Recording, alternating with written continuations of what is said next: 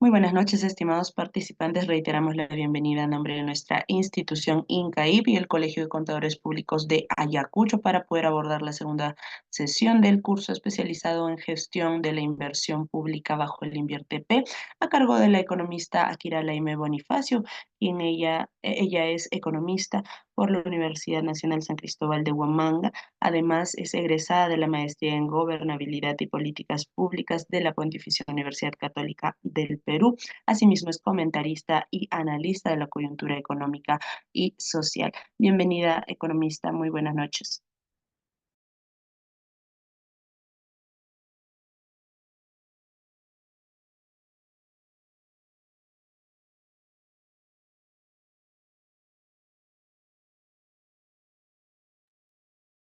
Muy buenas noches, estimada Akira. ¿Nos logra escuchar?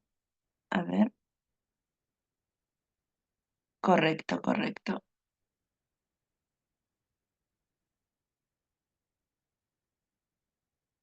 Muy bien, ya está con el coanfitrión. Muy buenas noches. ¿Qué tal? Buenas noches.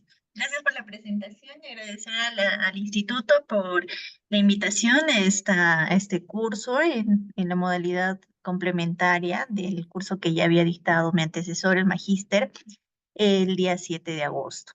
Bueno, hoy vamos a continuar un poco de los temas que él estaba abordando y aparte de ello, poder ahondar un poquito más los temas que no se ha llegado a tocar a cabalidad. Voy a compartir mi pantalla. Correcto, economista. A ver, y se logra visualizar. Muchas gracias. A ver,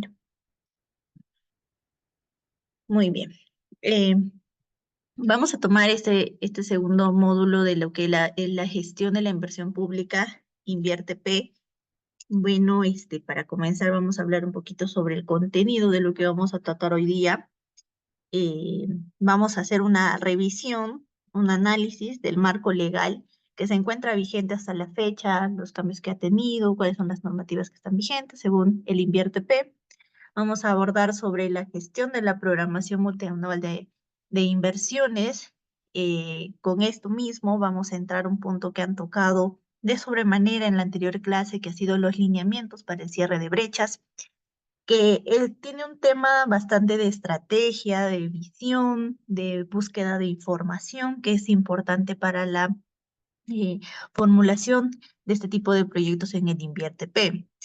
Y vamos a culminar con el lineamiento para la identificación y registro de las inversiones de optimización, de ampliación marginal, de rehabilitación, de reposición, lo que viene a ser los IORs, ¿no? Vamos a ver algunos ejemplos de los tipos de proyectos que existen dentro de esta tipificación. Entonces, para comenzar, vamos a hacer la revisión del análisis del marco legal que estaríamos ahorita abordando en 4 puntos importantes, según lo que podemos visualizar en la página del Ministerio de Economía y Finanzas, ¿no? Estos 4 importantes, empezando con el primero, que es el Decreto Legislativo 1252 del 2017, que es a través por el cual se deroga la ley anterior, que es la 27293, y se crea la ley del Sistema Nacional de Inversión Pública, ¿no? Modificado por la primera disposición complementaria modificatoria del decreto legislativo número 1341, decreto legislativo que modificó la ley 30225, la ley de contrataciones del Estado, ¿no? Para recordar, estamos siendo de la más reciente a la más antigua. Luego proseguimos con el Decreto Supremo número 027-2017, que es donde se aprueba el reglamento del Decreto Legislativo 1252, donde se crea el Sistema Nacional de Programación Multianual y Gestión de las Inversiones. Luego vemos el Decreto Legislativo 1432, el decreto que modificó el Decreto 1252, que habla sobre la creación del Sistema Nacional de la Programación Multianual y Gestión de las Inversiones. Según la publicación en el diario El Peruano, se dio el 16 de septiembre del 2018. Y la más importante, pues, el decreto legislativo 1553, que es el decreto que estableció las medidas en materia de inversión pública, de contratación pública, que coadyuven al impulso de la reactivación económica, que se publicó el 10 de mayo del 2023.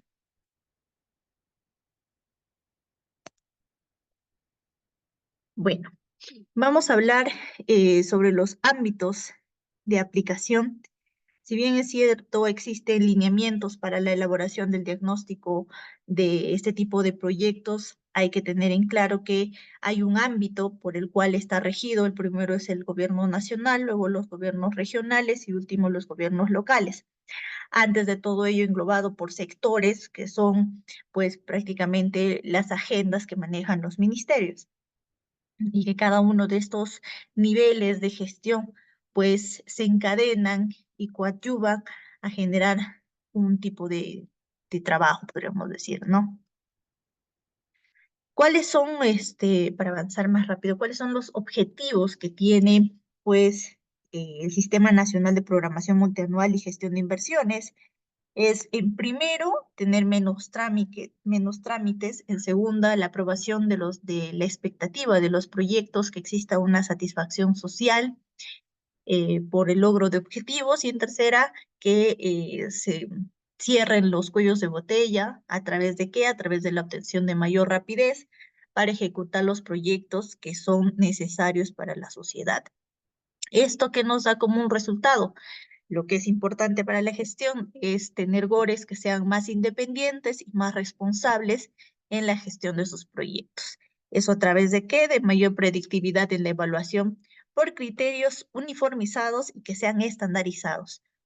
Podríamos decir, un camino ya estandarizado para que sea más factible la forma de la elaboración de los proyectos. Estos lineamientos tienen principios rectores. En primer lugar, podríamos hablar que la programación multianual de la inversión debe ser realizada considerando como principal objetivo el cierre de brechas, el punto que les mencionaba que es importante.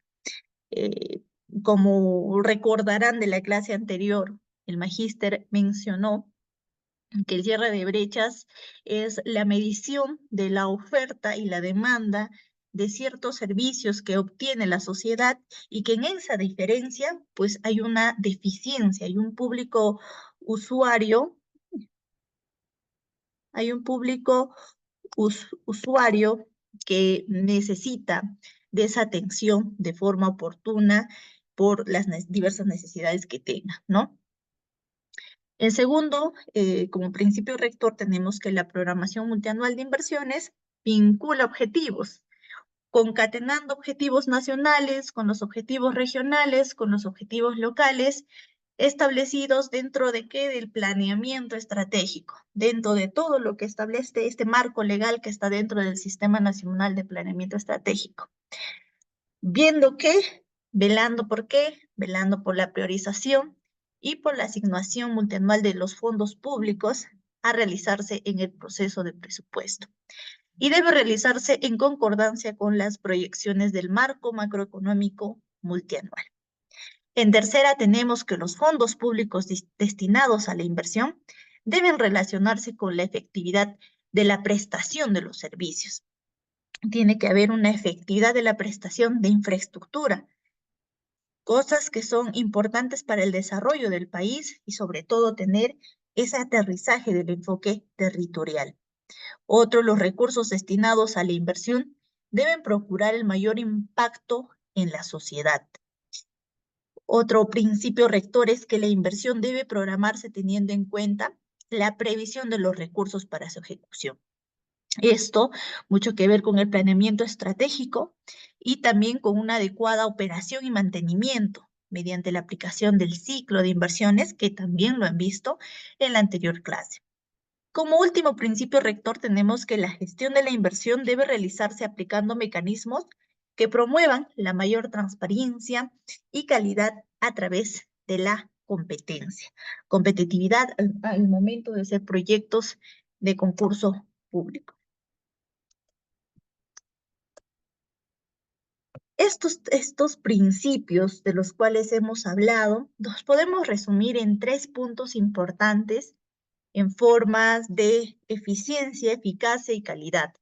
Eficiencia, cuando medimos la productividad de los recursos que estamos utilizando para hacer una relación entre los productos y los insumos.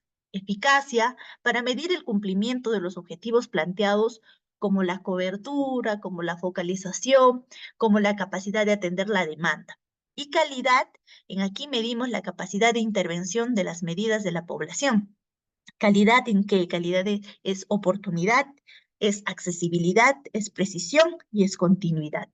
3 principios que prácticamente resumirían lo que anteriormente hemos dicho y que son prioritarios al momento de hacer este tipo de proyectos.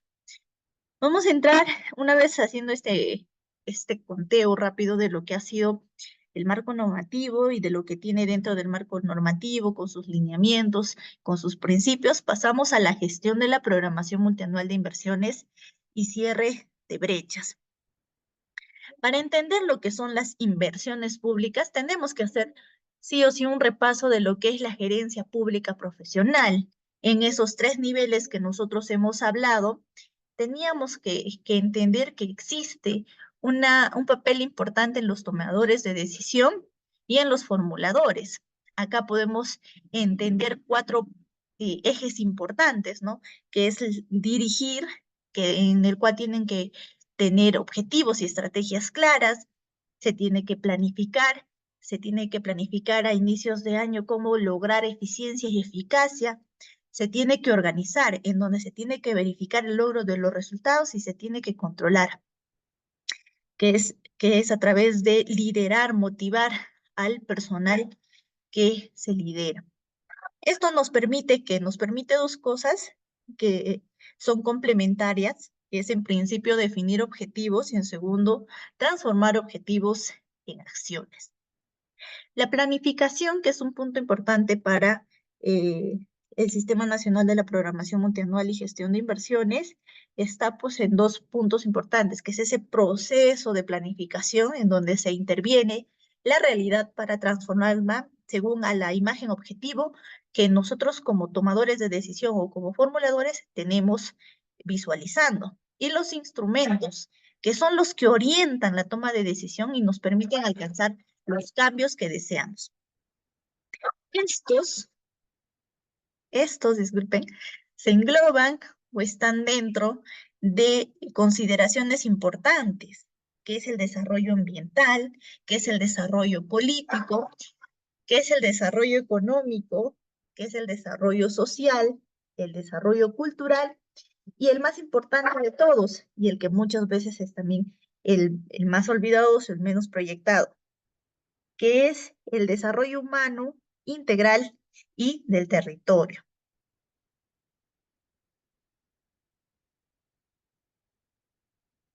Continuamos. Vamos a hacer una lectura de los términos que son importantes.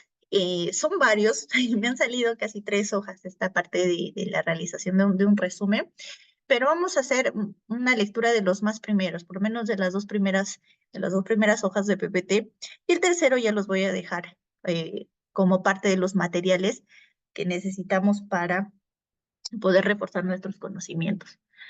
No, lo primero que necesitamos conocer es el análisis costo-beneficio. ¿Qué entendemos por un análisis costo-beneficio?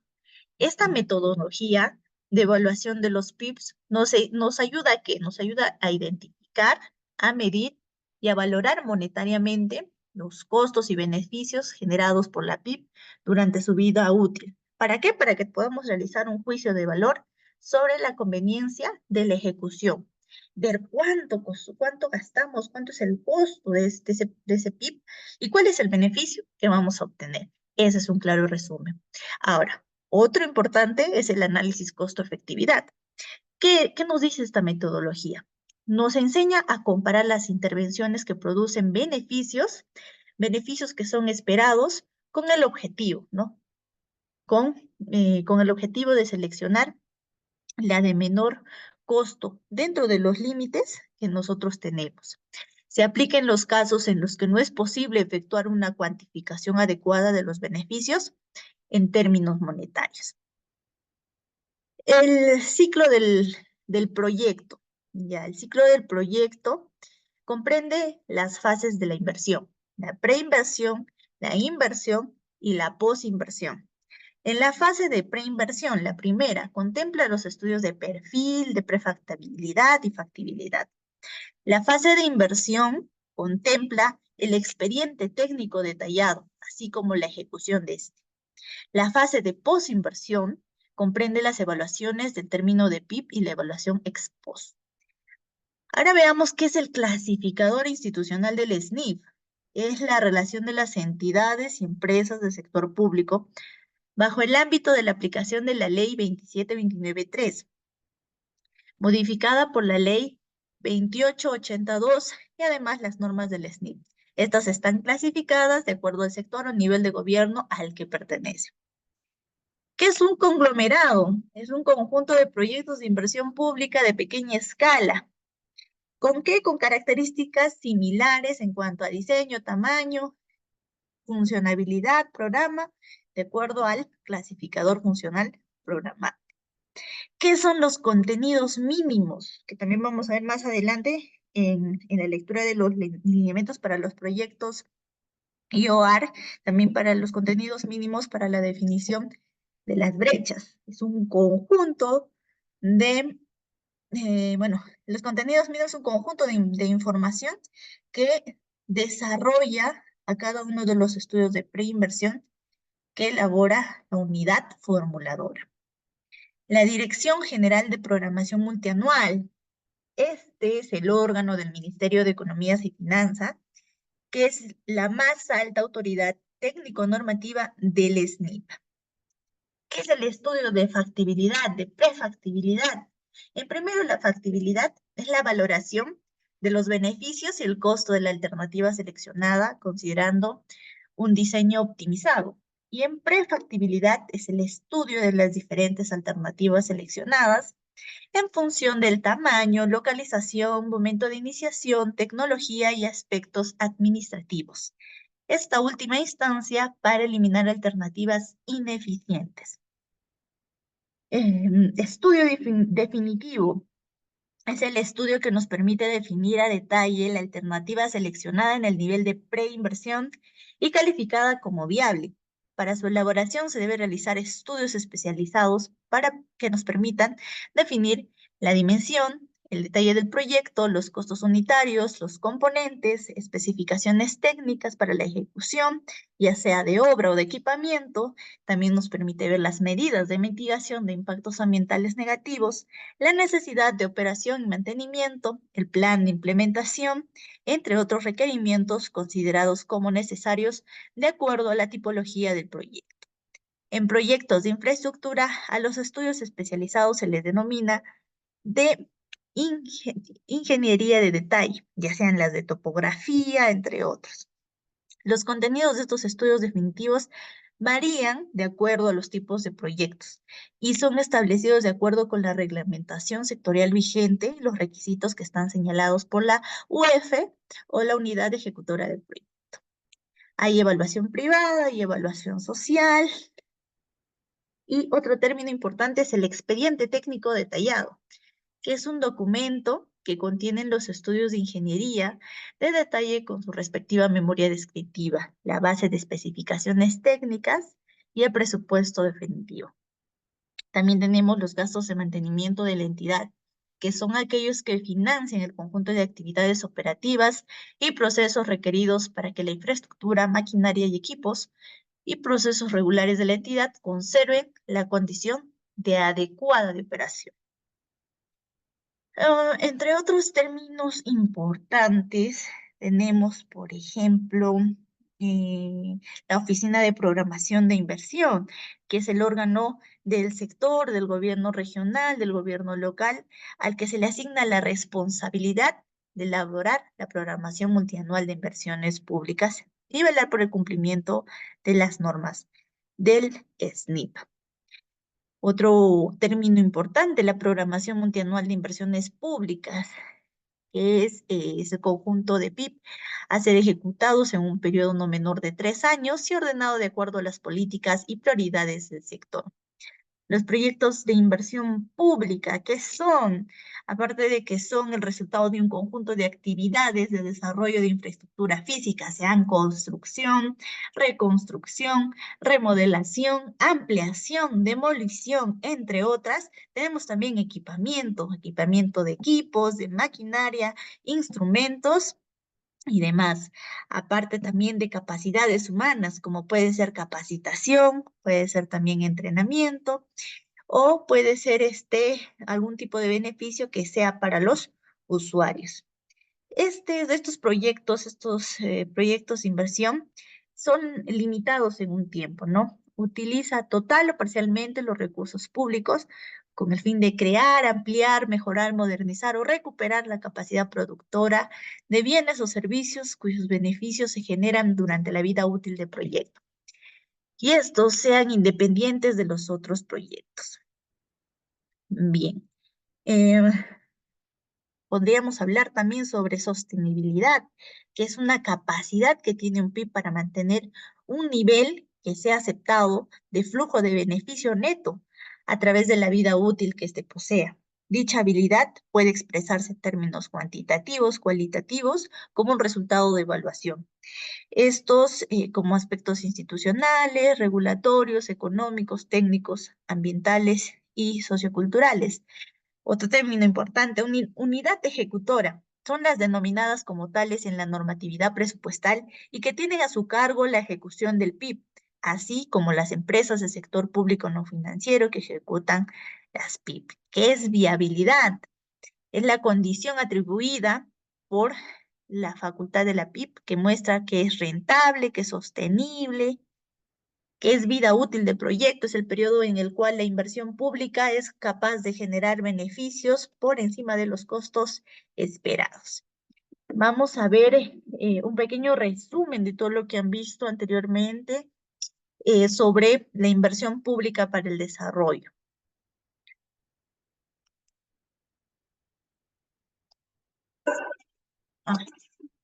A ver un momento. Vamos a ver si está el audio prendido. Los peruanos necesitamos vivir en un país sin pobreza, más inclusivo y con igualdad de oportunidades. Considerando la necesidad de la reactivación económica por el contexto actual, la inversión pública es uno de los motores para lograrlo. Por ello, el Sistema Nacional de Programación Multianual y Gestión de Inversiones, Invierte.pe, es el sistema a través del cual el Estado busca asegurar que la inversión pública responda a criterios de eficiencia, eficacia, sostenibilidad y transparencia en el uso de los recursos del Estado. Con el Invierte.pe se orienta la inversión pública al cierre de brechas de infraestructura o de acceso a servicios en favor de la ciudadanía, de acuerdo a los objetivos nacionales, regionales y locales y a la participación coordinada del Gobierno Nacional, gobiernos regionales y gobiernos locales a través de las 4 fases del ciclo de inversión. Programación multianual de inversiones, formulación y evaluación, ejecución y funcionamiento. Programación multianual de inversiones. Las inversiones que cierran brechas de infraestructura o de acceso a servicios se programan en una cartera de inversiones priorizada a fin que la población reciba el servicio de forma oportuna, evitando la postergación de los beneficios sociales. Fase de formulación y evaluación. Los proyectos de inversión requieren cumplir criterios técnicos para la formulación y evaluación a través de fichas técnicas o estudios de preinversión, mediante los cuales se evalúa la pertinencia del planteamiento técnico del proyecto, considerando los estándares de calidad y niveles de servicio. Se analiza la rentabilidad social y las condiciones para la sostenibilidad del servicio. Ejecución. Comprende la elaboración del expediente técnico o documento equivalente, términos de referencia, especificaciones técnicas u otros y la ejecución física de las inversiones. Funcionamiento. Comprende la operación y mantenimiento de los activos generados con la ejecución de la inversión y la provisión de los servicios implementados. Los órganos que participan en el Invierte.pe son los siguientes: Ministerio de Economía y Finanzas, a través de la Dirección General de Programación Multianual de Inversiones en su calidad de ente rector. Órgano resolutivo: el ministro, el gobernador regional o el alcalde, según sea el caso. La Oficina de Programación Multianual de Inversiones de cada sector, gobierno regional o gobierno local, unidad formuladora y la unidad ejecutora de inversiones. Para garantizar una gestión exitosa de inversiones y cumplir los objetivos, el Invierte.pe se ha articulado con otros sistemas administrativos del Estado como planeamiento estratégico, presupuesto público, endeudamiento público y abastecimiento, a través del Sistema de Seguimiento de Inversiones SSI, aplicativo informático del Invierte.pe, que permite realizar el seguimiento de la ejecución a las inversiones utilizando la información registrada en el Banco de Inversiones.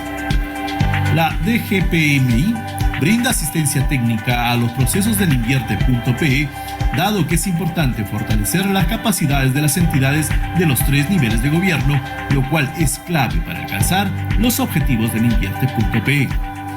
Fortalecer a los gobiernos regionales y locales es clave para alcanzar los objetivos del Invierte.pe. Por ello, el Ministerio de Economía y Finanzas brinda asistencia técnica, capacitación e información a través de los especialistas de inversión pública del MEF a nivel nacional.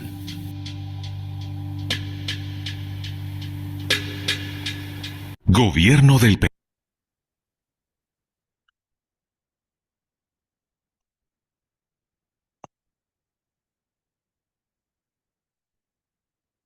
Como hemos visto, un punto importante del Sistema Nacional de Programación Multianual y Gestión de Inversiones es los proyectos y su ciclo de vida, ¿no?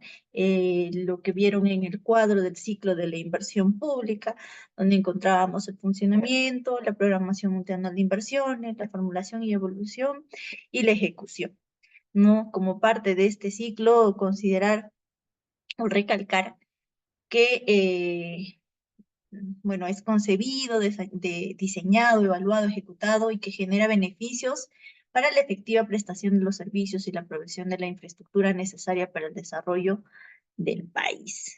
Esos son los 4.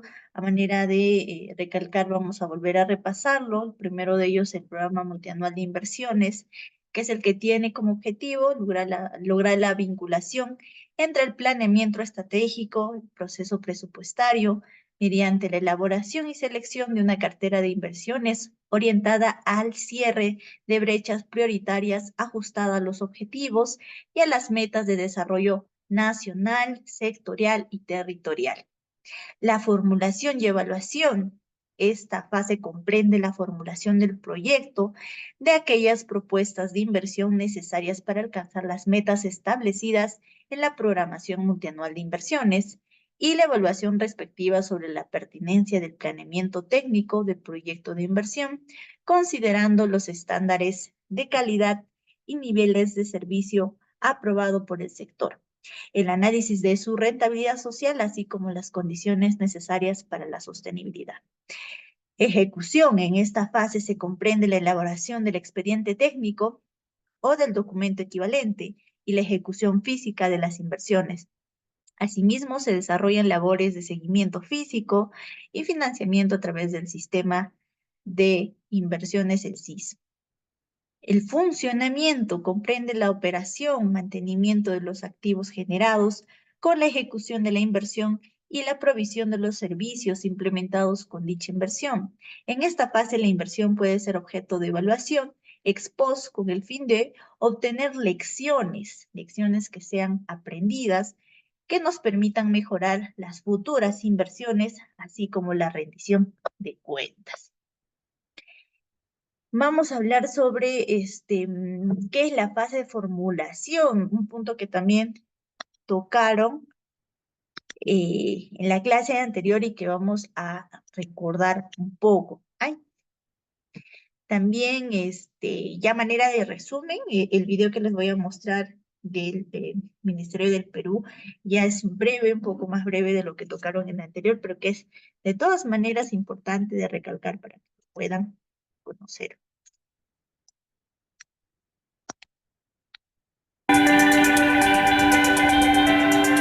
El Sistema Nacional de Programación Multianual y Gestión de Inversiones, Invierte.pe, es el sistema a través del cual el Estado busca asegurar que la inversión pública responda a criterios de eficiencia, eficacia, sostenibilidad y transparencia en el uso de los recursos del Estado.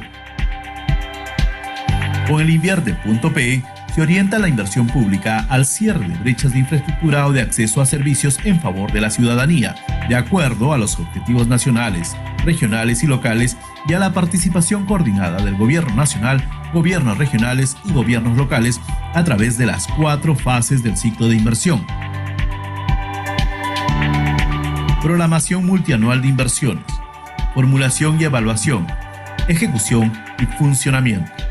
En el marco del Invierte.pe, las inversiones se clasifican en proyectos de inversión que se describen en la Guía General para la Identificación, Formulación y Evaluación de los proyectos de inversión y en inversiones de optimización, ampliación marginal, rehabilitación y reposición IOR, según se detallan en los lineamientos para la identificación de IOR.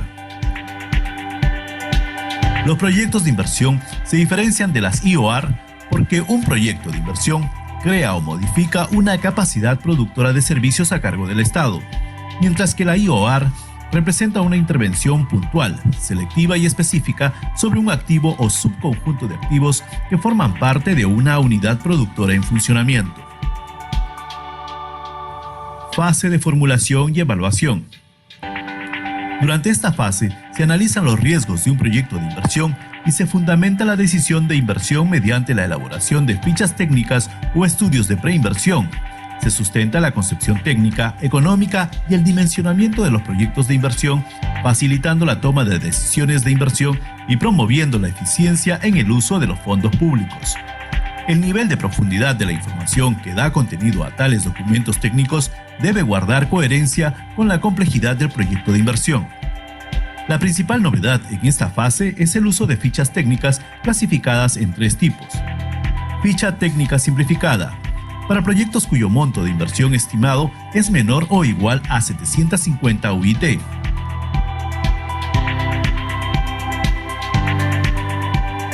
Ficha técnica estándar, para proyectos cuyo monto de inversión no supera las 15.000 UIT o el tope que el sector defina. Son proyectos estandarizables, es decir, aquellos que resuelven problemas recurrentes y cuentan con un diseño y una solución técnica predeterminada. Ficha técnica para proyectos que estén clasificados con niveles de baja y mediana complejidad y que el monto de inversión sea menor a 407.000 UIT. Son para aquellos proyectos que no cuentan con una estandarización aprobada por el sector competente. El estudio de preinversión a nivel de perfil se utiliza para los proyectos de alta complejidad o cuya modalidad de ejecución implique el desarrollo de una asociación público-privada o cuyo financiamiento se realice a través de endeudamiento externo o con un monto de inversión igual o mayor a 407.000 UIT.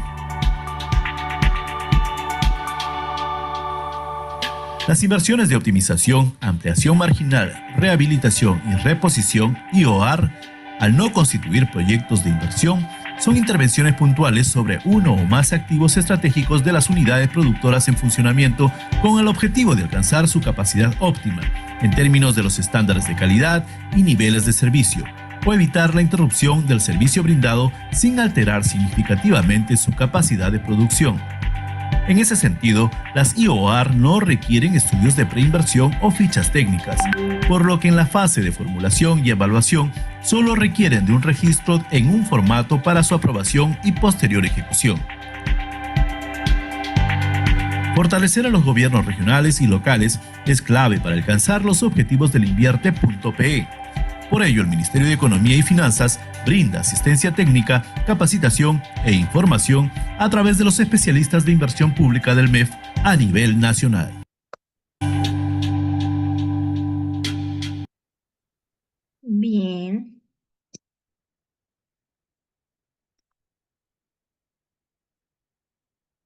Como ya hemos visto, según los tipos de inversión que son atendidas por el Invierte.pe, tenemos inversiones de tipo PIB y las de no PIB, ¿no? Con diferencias que nos ayudan al momento de la realización de estas inversiones. La formación las de inversiones de PIB son las de formación de capital físico, humano, natural, institucional o intelectual, que tienen como propósito o inciden en una unidad productora. Siguen el ciclo de inversiones, ¿no? Una unidad productora que pueda velar por la creación, por mejoramiento, por ampliación o por la recuperación, ¿no? En lo que es creación, son intervenciones que están dirigidas a dotar de bienes o servicios en ciertas áreas donde no existe la capacidad para proveerlo. Es decir, no hay unidad productora, se incrementa la cobertura del bien o servicio. El mejoramiento, vemos que estas intervenciones sobre la unidad productora nos ayudan a orientar, a cumplir el nivel de servicio y los estándares de calidad de la fase de producción establecidos por el sector. En ampliación, podemos ver que son intervenciones que están orientadas a incrementar la capacidad de la unidad productora. Existen para proveer un bien o servicio a nuevos usuarios, incrementando su cobertura. Y en recuperación son intervenciones que están orientadas a recuperar la capacidad de la UP para proveer bienes o servicios, ¿no? Y también las inversiones de tipo no PIT, que son intervenciones puntuales sobre uno o pocos activos estratégicos en una unidad productora. No siguen todo el ciclo de inversiones, ¿no? Pueden ser de tipo de optimización para la compra de terrenos, inversiones menores que resultan de hacer un mejor uso de la oferta existente, ampliación marginal, que incrementan el activo no financiero de una entidad pública, pero que no modifican la capacidad de producción de servicios y que de hacerlo no supere el 20% de dicha capacidad en los proyectos estándar, ¿no? La reposición, que es el reemplazo de los activos que ya vencieron, que ya cumplieron su vida útil. En rehabilitación tenemos la reparación o renovación de las instalaciones, equipamientos y elementos que son constructivos sin ampliar la capacidad de servicio, ¿no? La diferencia entre rehabilitación y recuperación, ¿no? La principal diferencia de ellos es que en esta, pues, lo que se pretende es no superar lo que ya se atendía, ¿no? En cambio, acá en la inversión de tipo PIB, sí se busca incrementar la cobertura del servicio. Esto también ya lo vimos en el video, pero vamos a repasarlo, ¿no? Invierte la definición del monto de inversión, ¿no? Depende de la programación multianual de inversiones, la formulación y evaluación, la ejecución y el funcionamiento. Vemos la elaboración de la PMI, que es el registro de inversiones viables aprobadas con expediente técnico, y en ejecución incluye inversiones en formulación a nivel de idea, ¿no? Estas son viables o son aprobadas a través del registro de inversiones viables aprobadas, ¿no? La ejecución, para iniciar la fase de ejecución, las inversiones deben estar registradas en el banco de inversiones, deben contar con declaración de viabilidad o de aprobación, según corresponda, y debe estar registradas en el PBI correspondiente. Ahora vamos a entrar en uno de los temas que en lo particular es de mayor dominio, que es cómo ver la gestión de programación multianual de inversiones y el cierre de brechas. Hay una frase que en las capacitaciones en tema de cierre de brechas siempre mencionan, que es que un velero sin horizonte, por más buenos vientos que tengan, no va a llegar a buen puerto. Que quiere decir que mientras no tengamos el objetivo claro o bien definido nuestra meta, que en este caso va muy ligado al cierre de brechas, no vamos a ver a qué queremos llegar, ¿no? Como para hacer una introducción, un resumen, vamos a ver este videito.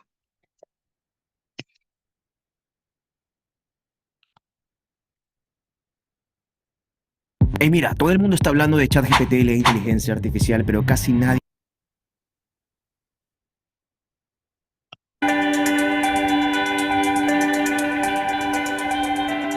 El Sistema Nacional de Programación Multianual y Gestión de Inversiones Invierte.pe Es el sistema a través del cual el Estado busca asegurar que la inversión pública responda a criterios de eficiencia, eficacia, sostenibilidad y transparencia en el uso de los recursos del Estado.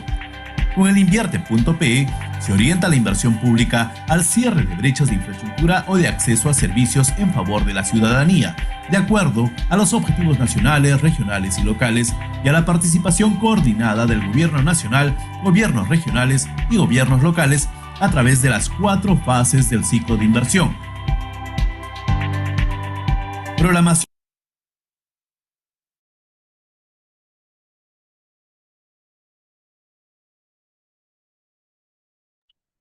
Bueno, ahí tuve una pequeña equivocación, no copié bien el link de lo que es la gestión, pero como el tiempo es breve, vamos a tocarlo igual de todas maneras en el desarrollo de los temas. Justo veía el comentario de John David que dice, ¿qué entendemos por el cierre de brechas en la gestión pública? Justo eso queremos llegar. Existen lineamientos para la elaboración del diagnóstico de brechas. Y existen metodologías para identificar, hacer un buen diagnóstico, ¿no? Para entender qué es el enfoque de cierre de brechas o el enfoque de brechas estructurales, entendemos que estas nacen como una respuesta técnica frente a la clasificación tradicional que tipifica a los países según su nivel de ingreso, sin tener en cuenta sus diferencias en necesidades o nivel de desarrollo. El diagnóstico de estas brechas, los países deben identificar, es lo que nos dice la CEPAL, ¿no? Los países deben identificar, deben priorizar sus brechas a través de un diagnóstico de las brechas, a través de este instrumento, a fin de establecer su adecuada priorización. Vamos a hacer la definición. Este es un proceso que consiste en recopilar mucha información necesaria para la definición de esas brechas. Es la sistematización de esta información, es el procesamiento de la información, es analizar la información para tener objetivos claros que nos permita tener conocimiento sobre la situación actual y también nos ayuda a entender el progreso del cierre de las brechas de infraestructura o de las brechas que tengamos acceso de servicios a cargo del Estado, ¿no? Esa es la mejor definición que le podemos dar, también es una definición sacada de la CEPAL. ¿Cuál es la finalidad, no? Estos lineamientos tienen como finalidad servir como instrumento que nos permitan tomar mejores decisiones de hacia dónde queremos orientar, dirigir, concentrar y reforzar los esfuerzos que tenemos en la inversión pública de nuestras entidades.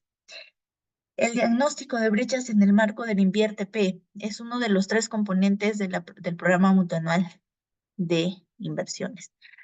Ahora, ¿cómo se elabora el diagnóstico de brechas en los sectores, no? Primero tenemos que ver el rol de este sector en el cierre de las brechas, ¿no? ¿Cuál es su nivel de intervención? ¿Cuál es el nivel de impacto que puede tener? ¿Cuál es el nivel que abarca, ¿no? El sector. En segunda, vemos la descripción de los servicios del sector en el marco de su responsabilidad funcional. ¿Cuáles son sus responsabilidades funcionales de acuerdo a la asignación en gestión que tienen, ¿no? En tercero, vemos la recepción de los valores de los indicadores de brechas por servicio. En cuarto, vemos el análisis de la evaluación del cierre de las brechas. En cuarto, tenemos la contextualización de los indicadores de brecha del sector a nivel territorial.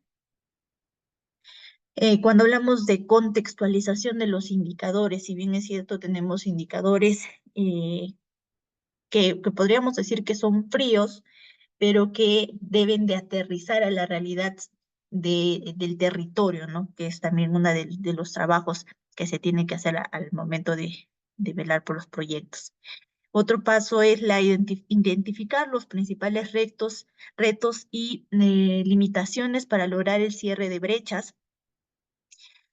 Y como último está definir estrategias para lograr el cierre de brechas, ¿no? Las mejores estrategias que podemos tomar para hacer la disminución de las brechas, ya sean brechas de infraestructura, brechas sociales, brechas de tecnología, etcétera. Hay un contenido mínimo que tenemos que tener cuando hacemos el análisis del diagnóstico de brechas en los sectores, ¿no? El primero es que tenemos un rol, que debemos de cumplir a nivel de marco normativo que debe de cumplir el sector en el cierre de estas brechas. En primera, se debe explicar el rol al sector en el cierre de las brechas de infraestructura, acceso en el marco de su responsabilidad funcional. Muchas veces pareciera evidente el ya conocer cuál es el rol del sector, pero definitivamente existe todavía dudas sobre cuál es el nivel que abarca un sector sobre su nivel de impacto. Tenemos también realizar un análisis de las evidencias, las investigaciones de las que se disponga el sector de importancia de realizar y ejecutar su intervención en materia de inversión pública.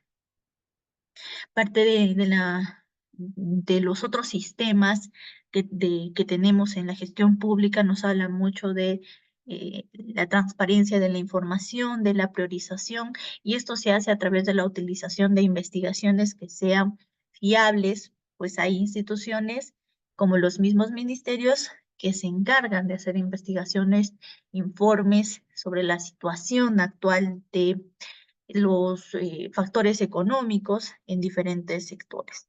Aparte, esto permite que los demás niveles de gobierno regional y gobierno local, conozcan la importancia, el impacto de realizar intervenciones de inversión pública relacionadas a servicios específicos. Segundo, vemos la descripción de los servicios públicos del sector en el marco de la responsabilidad funcional. Vemos que la descripción sucinta de cada uno de los servicios públicos aprobados por el sector, buscando realizar en dicho análisis la relevancia de cada uno de ellos dentro de las políticas del sector. Vemos la descripción concisa de la articulación de los servicios en el marco del Invierte P con los objetivos estratégicos de los planes en el marco del Sistema Nacional de Planeamiento Estratégico, en línea con la integración extrasistémica de la administración financiera del sector público. También vemos que la recopilación que tiene que estar como contenido mínimo, la recopilación de los valores de los indicadores de brechas por servicio público. Se tiene que recopilar la información de los valores de los indicadores de cada uno de los servicios bajo responsabilidad funcional a nivel de país y departamento. Como cuarto, tenemos el análisis de la evolución de cierre de brechas, ¿no? Se tiene que hacer la evaluación como mínimo de los 3 años anteriores y posteriores al periodo actual, ¿no? En esta se analiza el progreso en el cierre de las brechas en el marco de la responsabilidad funcional. En el quinto vemos la contextualización de los indicadores de brechas del sector a nivel territorial. Análisis descriptivo y explicativo de los valores numéricos de los indicadores de brechas. Vemos la identificación de los departamentos o áreas donde la brecha sea más acentuada. Cuando vemos priorización, vemos que tiene que tener una mayor necesidad, un mayor déficit. También está que la población y los grupos etarios a los que afecta en mayor medida, lo que decía de priorización, explicar las relaciones de complementariedad y o sinergia con otros indicadores de brecha de competencia del sector. En sexto está la identificación de los principales retos y limitaciones para lograr el cierre de las brechas. Identificar los principales cuellos de botella, ¿no? Los factores internos que dentro de una institución, organización o en el nivel que se encuentre puedan existir y que estén generando ese cuello de botella y que pueda también solucionarlo de manera progresiva.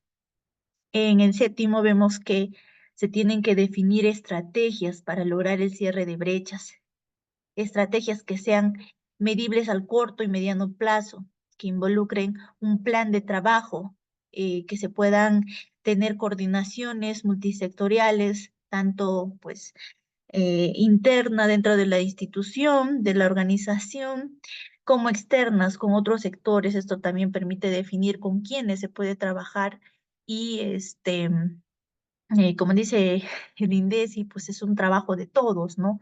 No solamente de instituciones, sino también de los ciudadanos. ¿Para generar qué? Para generar cambios positivos en la reducción de las brechas. Ahora lo más importante para nosotros, cómo se elabora diagnóstico de brechas en los gobiernos regionales y los gobiernos locales. Primero tenemos que hacer la caracterización del territorio. En una caracterización del territorio, primero vemos la ubicación geográfica para todos aquellos que hayan hecho proyectos de inversión. Estos términos, estas formas de trabajar, pues ya se les hará muy sencillo, ¿no? La primera es la ubicación geográfica, que es velar por la determinación geográfica, por el análisis de territorio, velar con qué regiones, en el caso del gobierno regional, colinda, y en el caso de gobiernos locales, con qué otras provincias estarían colindando, ¿no? Para ver su nivel de impacto, su nivel de trabajo.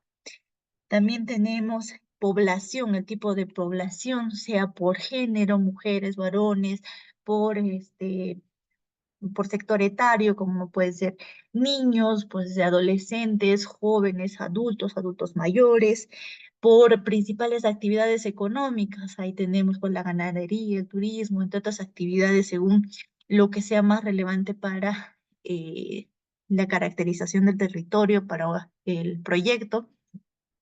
Tenemos las potencialidades, que son elementos en donde ya existe cierta fortaleza dentro de un territorio y que estos puedan, a través de un proyecto de inversión, potencializarse, ¿no? Que sean potencias económicas del territorio y que a futuro sean un sostén del lugar, ¿no?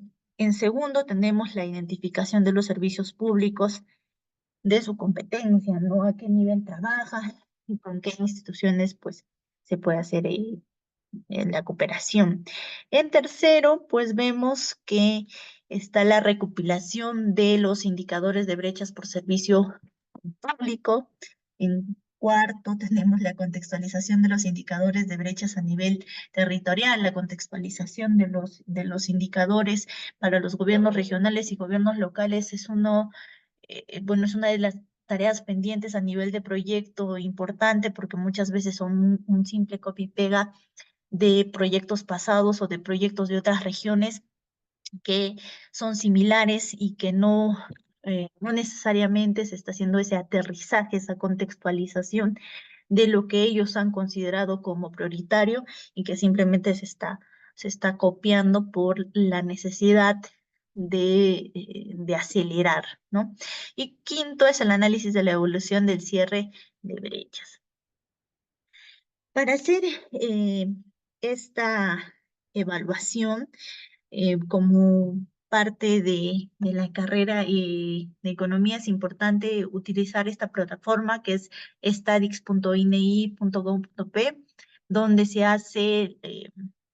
es una plataforma dinámica que nos permite hacer ese análisis de territorio, este primer punto, la caracterización del territorio, ya de una manera más desglosada, más específica, ya prácticamente te bota información lo más actualizada que según tenga, ¿no?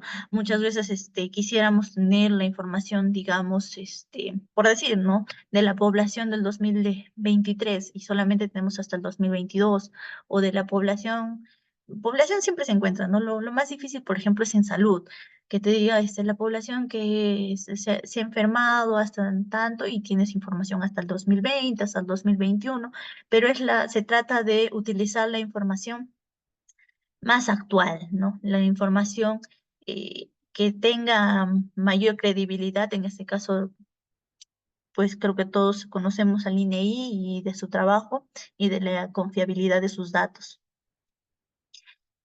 Vamos a ver una forma más práctica de ver la caracterización del territorio, esto como parte del diagnóstico de brechas. La ubicación geográfica, que es la descripción del entorno de la extensión y los límites de un distrito, provincia o departamento en el que opera la entidad. Esta es una captura del ingreso de la plataforma que les mencionaba del INEI, del Sistema de Información Distrital para la Gestión Pública. En el caso, se hace el seguimiento de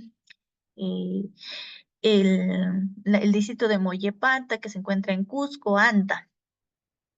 En el puntito que podemos visualizar acá, vemos todo lo que abarca a nivel de provincia y de lo que es el distrito. Y acá podríamos decir que nos da ya todo seccionado, bien especificado la plataforma del INEI, donde nos da pues la proyección, la población proyectada, la, la población total, por el tipo de edad de capacidad de trabajar, mayores de 70 años, la densidad poblacional, entre otros indicadores que son importantes de considerar al momento de hacer nuestro proyecto. También tenemos la caracterización del territorio. Vemos que el primer punto, la ubicación geográfica, pues, como dijimos, describe el entorno. En este caso práctico, el diagnóstico terminaría de la siguiente manera, ¿no? En la caracterización del territorio.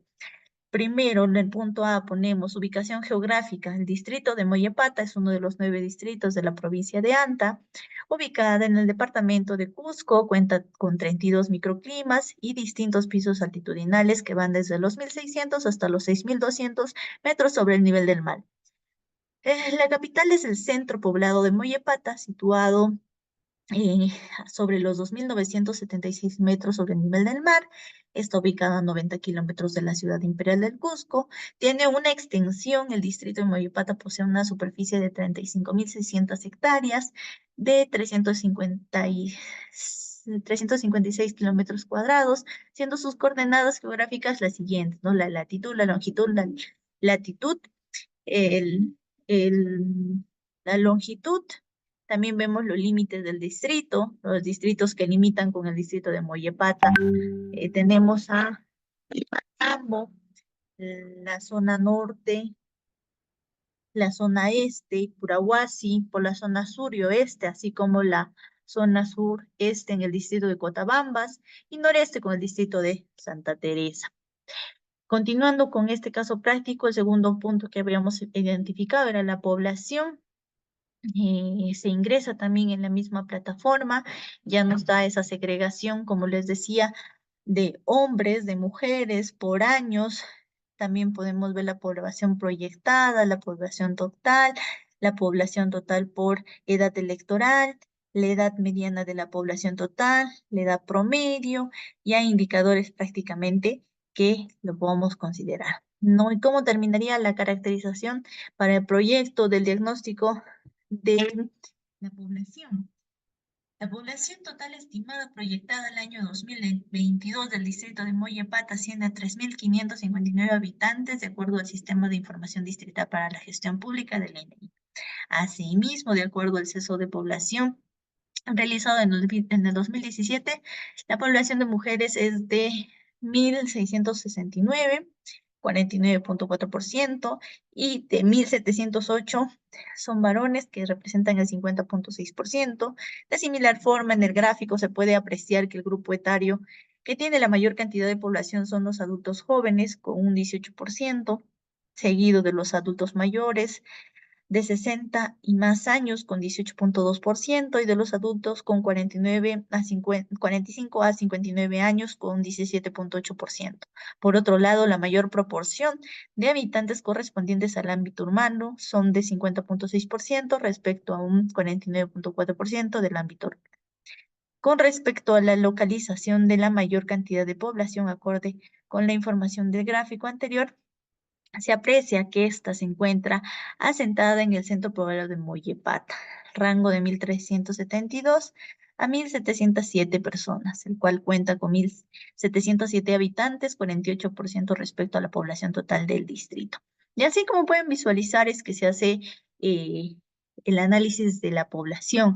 ¿Para qué nos sirve esto, no? Como les decíamos, el diagnóstico de nuestras brechas. Puede ser una brecha de género, puede ser una brecha por población etaria. Principales actividades económicas, ¿no? No solamente tenemos la plataforma del INEI para hacer una caracterización de territorio, sino también contamos con plataformas de los ministerios que también son amigables y que también cuentan con información que nos permita recopilar sobre las principales actividades económicas. Lo importante de ello es conocer la estructura económica de ese territorio.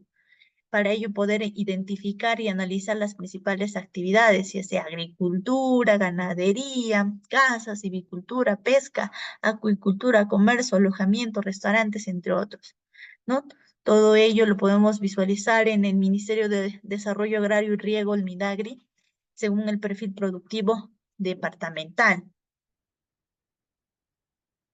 ¿Quién es el responsable de la identificación de las brechas en las actividades económicas? Es la OPMI. ¿Quién debería intervenir en el marco de el Sistema Nacional de Programación Multianual y Gestión de Inversiones, INVIERTE-P, a fin de impulsar y fortalecer dichas actividades económicas, logrando con ello mayor dinamización de la economía? Tenemos también otras plataformas como el SIC del MINCETUR, que también nos da un mapa de los recursos turísticos. Acá ya podemos tener actividades complementarias que no necesariamente tenemos en el MINAGRI, como son el comercio, alojamiento, restaurantes, entre otros, ¿no? Eso para complementar actividades económicas, pero ya en el sector turismo. ¿Cómo quedaría el diagnóstico de brecha para el caso del distrito de Mollepata, ¿no?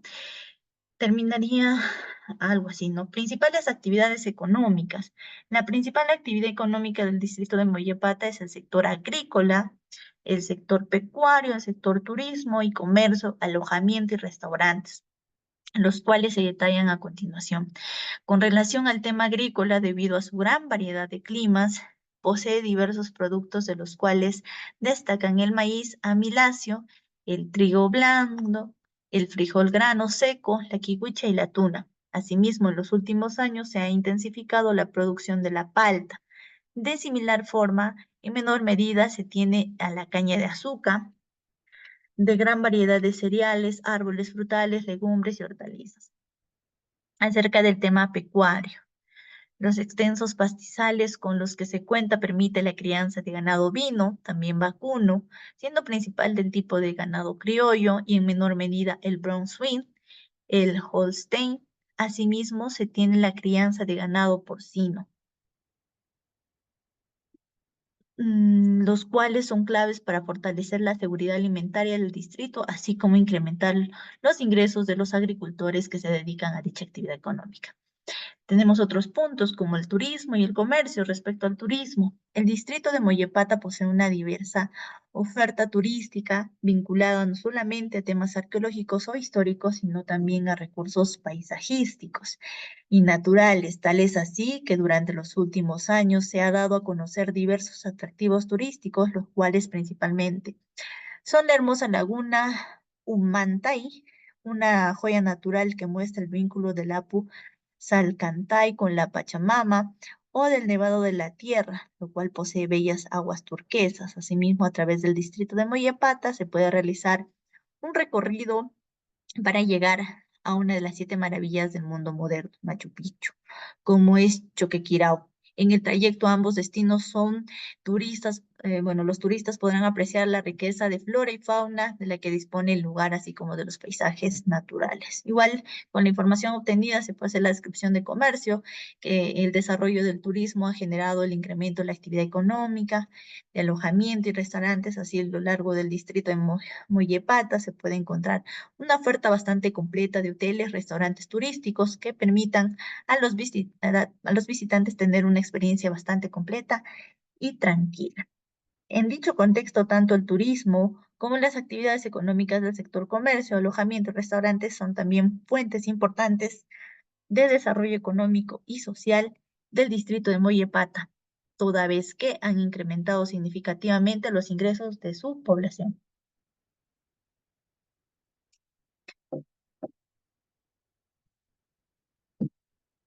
Otro punto importante es son las potencialidades del territorio.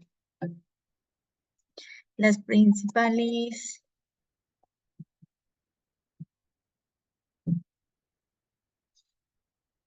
las potencialidades económicas del territorio, ¿no?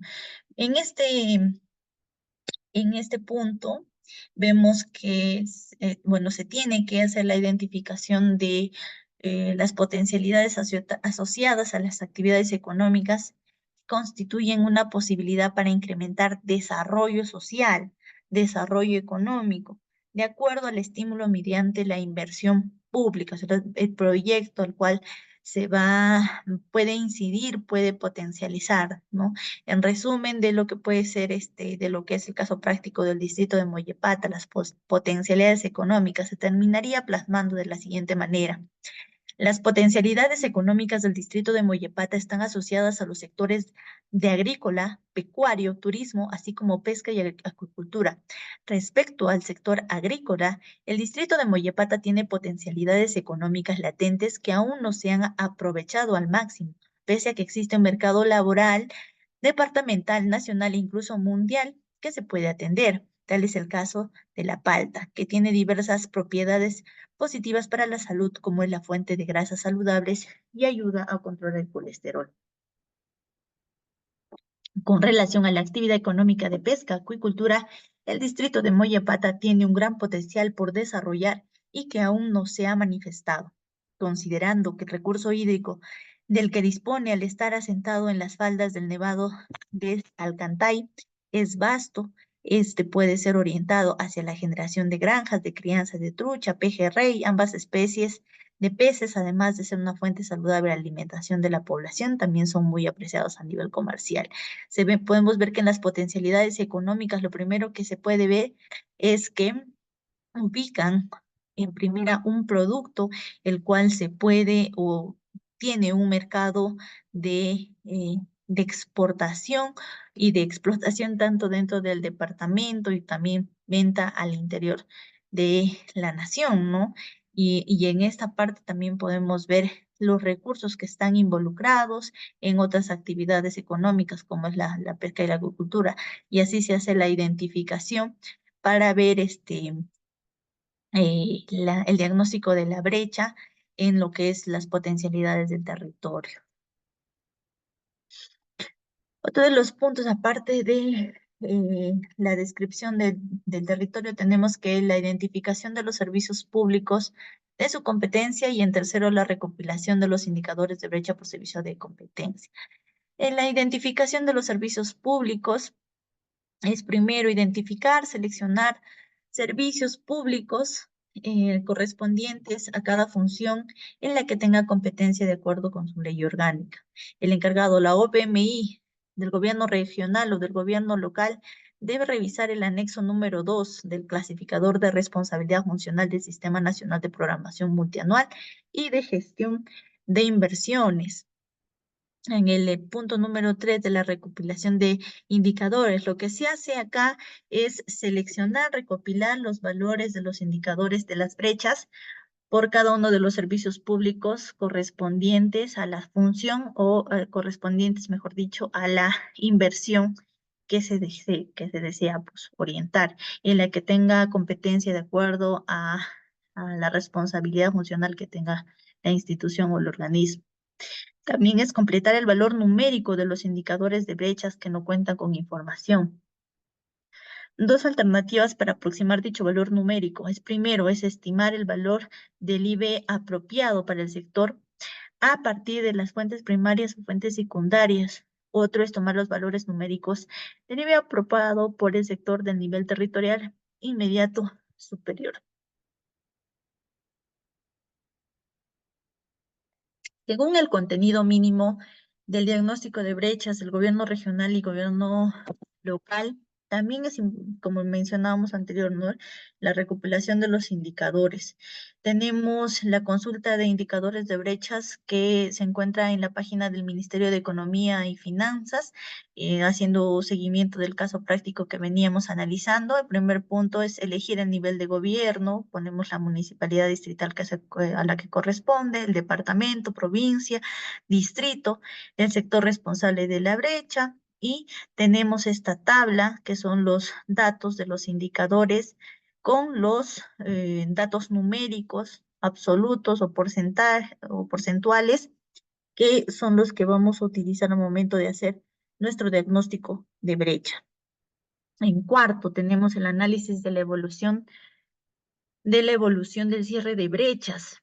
Ahí vemos que el proceso de cierre de brechas en el marco de la responsabilidad funcional busca explicar cuál fue la trayectoria o el componente de cada una de las brechas en un horizonte temporal mínimo de 3 años anteriores y posteriores al periodo actual. En quinto está la contextualización de los indicadores de brecha a nivel territorial. Lo que busca es comprender el entorno en el que se desenvuelven estas brechas, lo cual implica realizar 5 puntos. Es primero analizar a nivel descriptivo los valores numéricos de los indicadores de la brecha por cada función y servicio de los que tenga competencia. O sea, no solamente es el análisis del número, sino también es la interpretación de lo que queremos tener o objetar con el diagnóstico de la brecha. Segundo, está explicar las causas que originan la brecha en sus territorios utilizando la información disponible. La investigación, el análisis de estos datos también nos permiten hacer conclusiones para poder intervenir con los proyectos, ¿no? La falta de carretera, la falta de un puente, entre otras que puedan tener que son parte de los proyectos de inversión. En tercera, tenemos la identificación de los ámbitos o áreas donde las brechas sean más acentuadas, tengan mayor déficit, teniendo en cuenta la magnitud de la brecha, lo que llamamos la priorización, ¿no? Que es uno de los puntos que nos ayudan a tener mayor incidencia en el proyecto. También tenemos la población y los grupos etarios a los cuales afecta en mayor medida, ¿no? Lo que mirábamos en antes. Y el otro es, entre otros aspectos, que considera la entidad como importante. Vemos que la contextualización de los indicadores de las brechas a nivel territorial, la contextualización, ¿no? El análisis del indicador, es también describir los valores, es analizar los lugares y áreas dentro del territorio que tienen mayor déficit, es también analizar la población y los grupos que están dentro, es ver también los puntos complementarios o sinergias que se puede tener y también las potencialidades económicas. El distrito de Mollepata, en lo que es saneamiento, indicadores de brechas asociados a servicio de agua potable y alcantarillado. En la primera parte vemos la descripción de los valores, en la segunda los lugares, áreas dentro del territorio donde se tienen mayores déficits y último las complementariedades o sinergias, ¿no? ¿Qué nos dice en la descripción de los valores? El distrito de Mollepata, el porcentaje de la población rural sin acceso de servicio potable mediante red pública o pileta pública asciende al 41%, en tanto para la zona urbana el porcentaje es de 6%. Y hacemos una descripción de los valores. Luego, en segunda, vemos los lugares, ¿no? Asimismo, dentro del distrito se evidencia la mayor brecha de saneamiento básico en el ámbito rural, específicamente en donde, en el distrito del centro poblado de Mollepata, localizado en la parte superior de Río Blanco, las localidades de Tica y asimismo en los sectores de Airanja y San Francisco. Y las complementariedades, ¿no? Pues los indicadores de brecha en materia de saneamiento básico en el distrito son relevantes debido a que tienen relaciones con complementariedad o sinergias en la salud pública y la educación de su población. Esto debido a que están relacionados con incremento del porcentaje de la desnutrición crónica infantil en los niños menores de 5 años y en casos de anemia. Está haciendo la interrelación de los datos complementando lo que venía, la problemática que conlleva la falta de servicio de agua potable en las zonas rurales, sobre todo en en las zonas focalizadas, y lo complementa con la desnutrición y otras afectaciones que pueda tener. Recomendaciones para el diagnóstico de brechas. Se considera que el plazo para el registro de diagnóstico de brechas, según el anexo 6, los plazos de la fase de programación multianual de inversiones, según el periodo 2025-2026, es el 28 de agosto. Los registros de los componentes dentro de los plazos establecidos en dicho anexo se reflejan en la evaluación del PMI. El registro del diagnóstico de brechas es un requisito para continuar con el registro de los criterios priorizados de acuerdo al plazo establecido. El nivel de análisis de diagnóstico de brechas, junto con los criterios de priorización, es importante para determinar la cartera óptima para el cierre de brechas de territorio. Revisar el documento instructivo metodológico para la elaboración del diagnóstico de brechas que fue remitido. Este instructivo también está dentro de los materiales del curso que se les ha pasado a la coordinadora. Ahora, todos los puntos que también tenemos que abordar es sobre los lineamientos, así como hemos visto los lineamientos para el diagnóstico de las brechas, vamos a ver también el lineamiento para la identificación y registro de las inversiones de optimización, de ampliación marginal, de rehabilitación y de reposición IOR. Para volver a repasar, ¿qué es un IOR?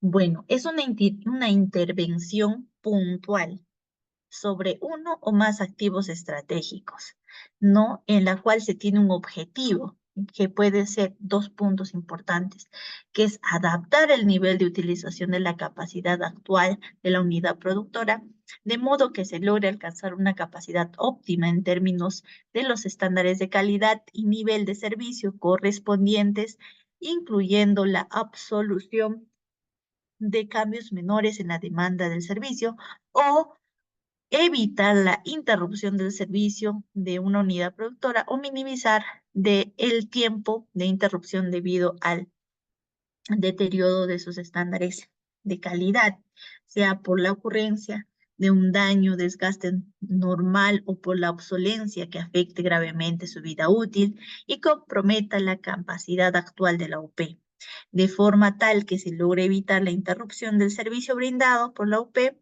o que la interrupción se prolongue cuando ésta se haya producido. En base a lo que se ha mencionado, lo que hace la CIOAR es contribuir al cierre de las brechas de infraestructura, a las brechas de acceso de servicio, al impedir que la capacidad de estos servicios disminuya. Esto también puede lograrse a través del incremento de la misma capacidad, pero lo más importante es que las IORs deben estar alineadas con objetivos priorizados, metas, indicadores de brecha de infraestructura, de acceso, de servicio, condición que se cumple y se interviene sobre aquella unidad productora cuyos servicios están relacionados con el objetivo priorizado. ¿En qué se diferencia fundamentalmente un proyecto de inversión de una IOR? También lo habíamos visto en el video. Un proyecto de inversión crea o modifica la capacidad productora de servicios a cargo del Estado. Pero la IOR, a diferencia, es muy distinta, sino que su intervención es sobre algún factor, algún activo o un subconjunto de activos que forma parte de la unidad productora en funcionamiento. Por ejemplo, si se requiere rehabilitar un mirador turístico, lo que debe hacerse por medio de un IOR y no se hace por medio de un proyecto de inversión. En este caso se interviene sobre el activo estratégico específico, el mirador, que forma parte de una unidad productora. Aquí el recurso turístico de la unidad productora. En primero se tiene que ver por la unidad productora en funcionamiento. ¿Qué es esto? ¿No? Es el conjunto de recursos factores productivos, ya sean en infraestructura, ya sean en equipos, en personal, en organización, en capacidades de gestión, entre otros, que articulados entre sí tienen la capacidad de proveer bienes o servicios en una determinada población. Tomando en consideración esa definición de unidad productora, una IOR se ejecuta sobre una unidad productora en funcionamiento, lo que implica que la unidad productora debe estar proveyendo los bienes o servicios específicamente. Una unidad productora y numerativa puede intervenirse a través de una IOR si ésta no estuviera en funcionamiento por menos de un año. Ahora, para determinar si se debe de utilizar una IOR, tiene que tener activos estratégicos. Se define por activo al recurso que resulta de una acción económica o una acción financiera del que se espera un beneficio, ya sea económico o sea un beneficio social. En el caso que nos concierne, estos activos cumplen con ciertas características. La primera es que forman parte de una unidad productora y participan del proceso de producción de un bien y servicio, pero estas no se modifican ni se transforman como resultado del proceso de producción. Esto se resume en consecuencia como un desgaste que se realiza en varios periodos determinados por su vida útil. En segunda, generalmente requiere la programación de su mantenimiento para mantener la capacidad de producción de la unidad productora. La entidad encargada de controlar directa o indirectamente el progreso de producción de la unidad productora suele ser la responsable de su mantenimiento. Están expresados en términos de una dimensión física, ya sea volumen, longitud, superficie, entre otros. Se dice que este activo es un activo estratégico, cuando directa o indirectamente se constituye un factor limitante para la capacidad de la producción del servicio. Se podría prácticamente resumir así, ¿no? El activo estratégico está en función a ciertos factores, ¿no? Como puede ser, como decíamos, ¿no? En turismo está el mirador. Podríamos tener otro atractivo, como puede ser también el mismo personal, ¿no? Entonces, uno de estos elementos es lo que se ve afectado, pero estos elementos son activos estratégicos que son necesarios al momento de la intervención.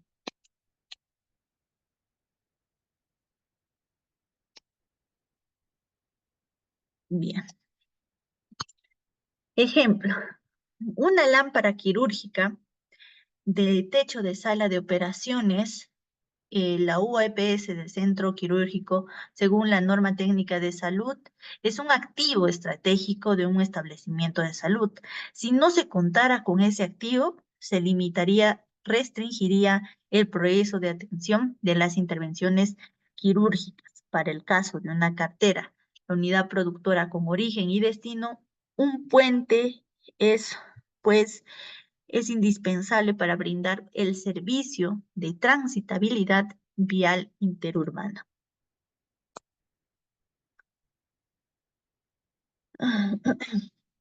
Los activos estratégicos se clasifican de la siguiente manera. Se clasifican en 6 puntos. El primero es infraestructura, que quiere decir que son edificaciones, incluido su equipamiento inmobiliario, las obras de ingeniería civil en general. Tenemos como segundo activo los equipos, que puede ser hardware, la maquinaria, equipos de telecomunicaciones, salud, ciencia, entre otros.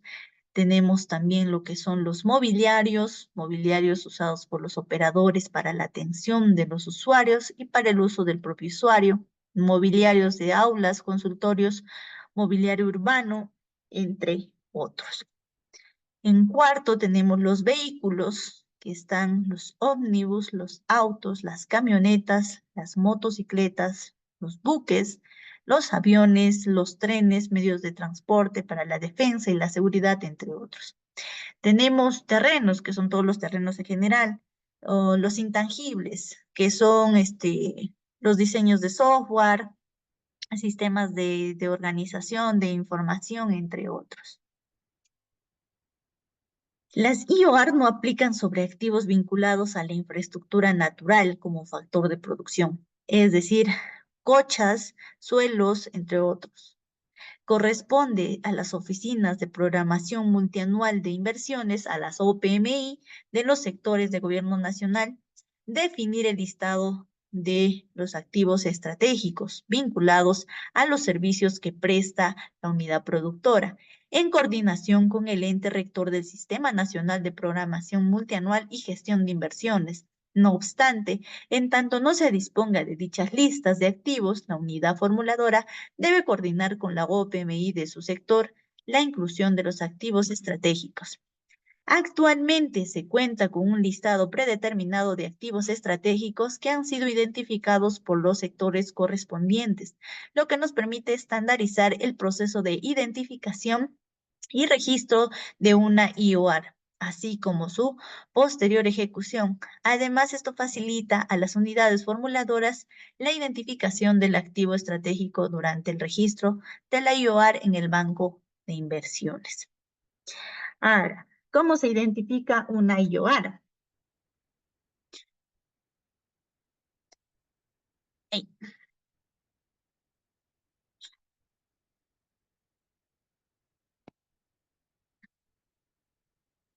Ay.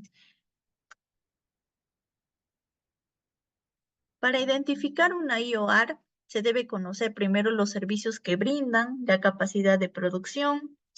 En el caso de las inversiones de optimización de ampliación marginal, debe conocerse el estado de los factores de producción de la unidad productora, el rol que estos cumplen para su funcionamiento y la determinación de cuáles son los actores estratégicos. En el caso de las inversiones de rehabilitación y de reposición, debe conocerse el estado actual de los activos a intervenir y el rol que cumplen en el progreso de producción de servicio. Ahora, para poder hacer esta identificación se necesita utilizar fuentes de información, las cuales son tres. Primero, deben ser prácticas institucionales de operación de la UP, deben de considerarse normas técnicas de calidad de servicio, niveles de servicio, normas técnicas de factores de producción, los estándares de calidad y las políticas de gestión de los activos muebles y inmuebles. La ejecución de una IOR por más de un año. Una IOR es una inversión puntual y la gran mayoría de ellas es ejecutada con cargo al presupuesto de un único año. Sin embargo, pueden ser ejecutadas en más de un año por razones técnicas. Por ejemplo, la necesidad de elaboración de expedientes técnicos, administrativas, por ejemplo, procedimientos de adquisición, económicas, por ejemplo, agrupar la compra de varios equipos para obtener un mejor precio. De magnitud, una reparación mayor de un barco, presupuesto, limitada capacidad financiera anual, o por el momento en el que se inicia la ejecución, un sismo que afecta la edificación. La ejecución en más de un año únicamente será sustentada con el cronograma de ejecución incluido durante el registro de la IOR en el Banco de Inversiones del Invierte P. ¿Cuáles son los tipos de IOR? Prácticamente se dividen en dos. El primero es los IOR con enfoque de unidad productora y los IOR con enfoque de activos estratégicos, lo que hemos venido conversando. En los IORs con enfoque de unidad productora, vemos que son inversiones que están orientadas a la adaptación del nivel de utilización de la capacidad actual de la unidad productora, de modo que se logre una capacidad óptima. Corresponden a inversiones de optimización y de ampliación marginal. Mientras que los IOR con enfoque de activos estratégicos, estas ya están orientadas a reparar, a reponer los activos estratégicos que muestran un deterioro en sus estándares de calidad. ¿No decía, no? Esos activos estratégicos que ya ha definido la unidad productora y que permiten o que nos ayudan a evitar la interrupción del servicio. También evita que esa interrupción se prolongue, ya que se produjo y corresponde a una inversión de rehabilitación o de reposición. Optimización. Este tipo de IOR lo que busca es identificar los activos estratégicos. Y que tienen, activos estratégicos que están siendo subutilizados y que limitan la capacidad actual de la unidad productora. Esto afecta la calidad de producción del servicio. A partir de esta identificación y por medio de inversiones de menor magnitud, lo que hace es permitir emplear de mejor manera los activos estratégicos o de incrementar la capacidad de la unidad productora en funcionamiento. Corresponde a la OPMI de cada sector proponer y aprobar un umbral para la identificación de una inversión menor. Normalmente, este tipo de inversiones permite aplazar la programación y ejecución de inversiones de mayor magnitud. Como un proyecto de inversión, dado que es como un resultado de una mayor eficiencia en la operación de la unidad productora intervenida. Se incrementa la producción del servicio, de los rendimientos, se reducen los tiempos, se reducen los costos. Aparte, esta IOR de optimización puede incluir acciones sobre más de un factor productivo. En esa descripción de factores, no solamente uno, sino dos que puedan ser complementarios, ¿no? Por lo que se incurre en distintas intervenciones.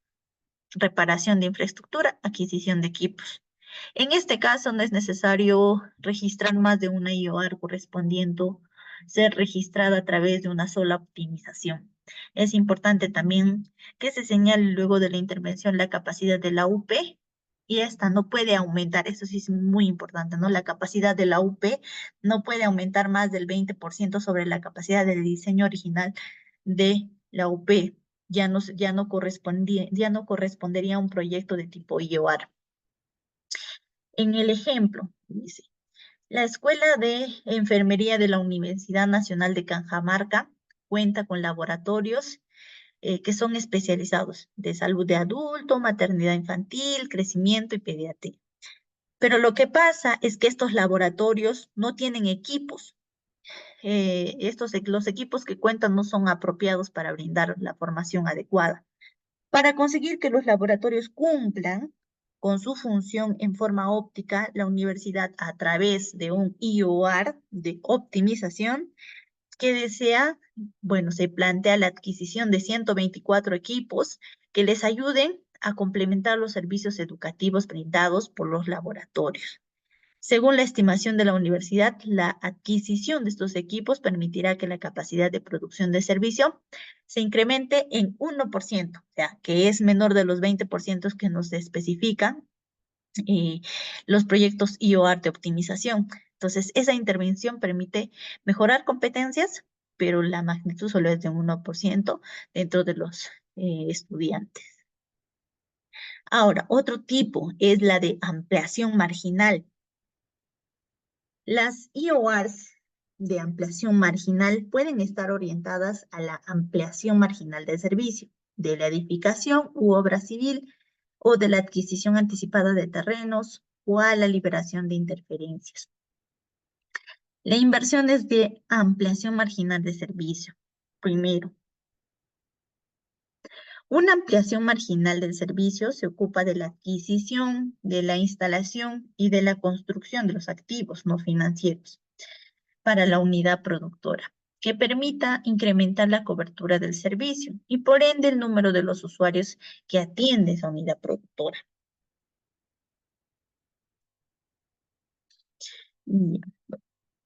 Este tipo de intervención se enfoca en satisfacer un aumento de la demanda a través de inversiones que incrementen la capacidad de producción existente. El incremento máximo permitido por una IOR de ampliación marginal también es de 20%. Por encima de ese límite se requerirá intervención de un proyecto de inversión. Asimismo, no aplica en intervenciones sobre más de un factor de producción. Este tipo de IOR solo se aplica sobre aquellas unidades productoras cuyos servicios estén relacionados a tipologías de proyectos de inversión estandarizados, que estén aprobados por el sector competente del gobierno nacional. Es posible incrementar marginalmente la capacidad de la unidad productora, tanto por una IOR de ampliación marginal del servicio como por una IOR de optimización. Pero cada una de ellas persigue un propósito distinto.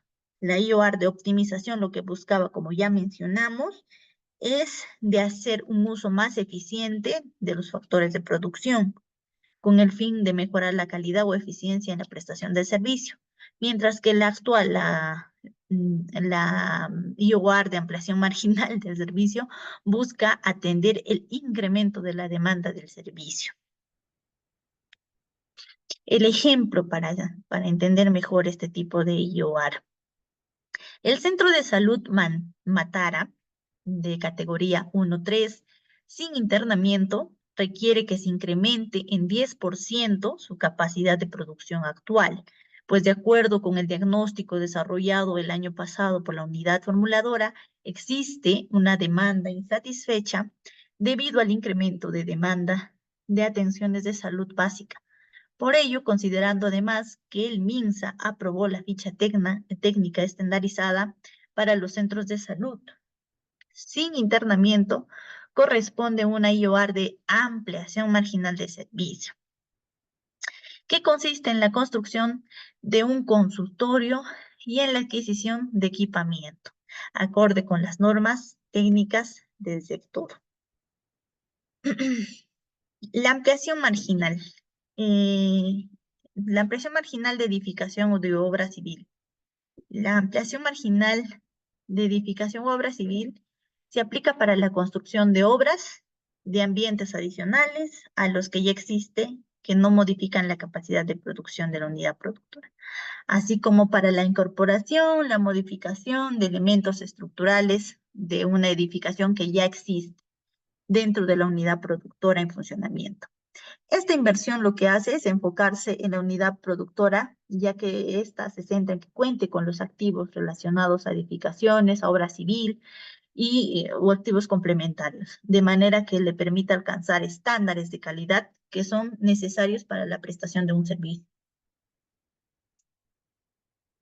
El ejemplo, la comisaría del PNP de Santa Rita, de tipo A, se encuentra ubicada en el distrito de Castilla, provincia de Piura, departamento de Piura, el cual este predio donde se ubica la comisaría se encuentra saneado en afectación en uso, según lo indica la partida registral número 07067608, a favor del Ministerio del Interior.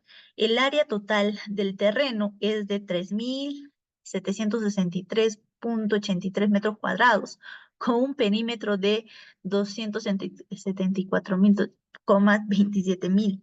En la actualidad tiene una población asignada de 120.000 habitantes, para lo cual tiene una infraestructura de 2 niveles con una azotea, con áreas destinadas a la prevención y seguridad, administración, función policial, apoyo jurídico, contención y otros ambientes de acuerdo con los requerimientos de infraestructura según las comisarías de tipo A. En una parte de la segunda planta, todo el tercer piso, se localizan los ambientes de dormitorios de los suboficiales que se encuentran en estado precario, especialmente el que se halla en el tercer piso, la azotea, cuya construcción es de material prefabricado, de AAA. Lo que pasa es que no permite asegurar el confort necesario para las actividades que corresponden a esos ambientes.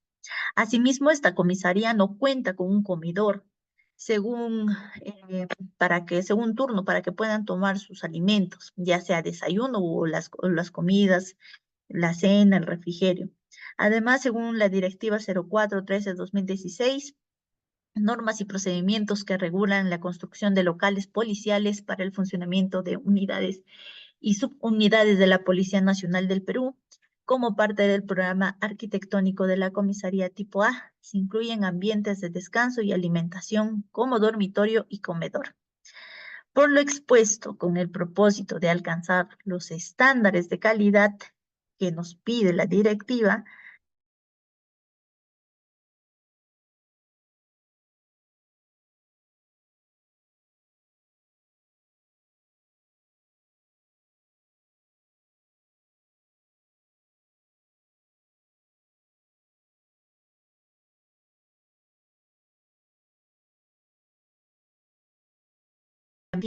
así como las disposiciones del Reglamento Nacional.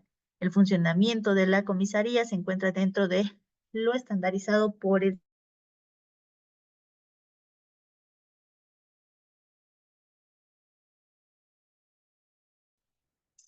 inversión de ampliación marginal de tipo IOR.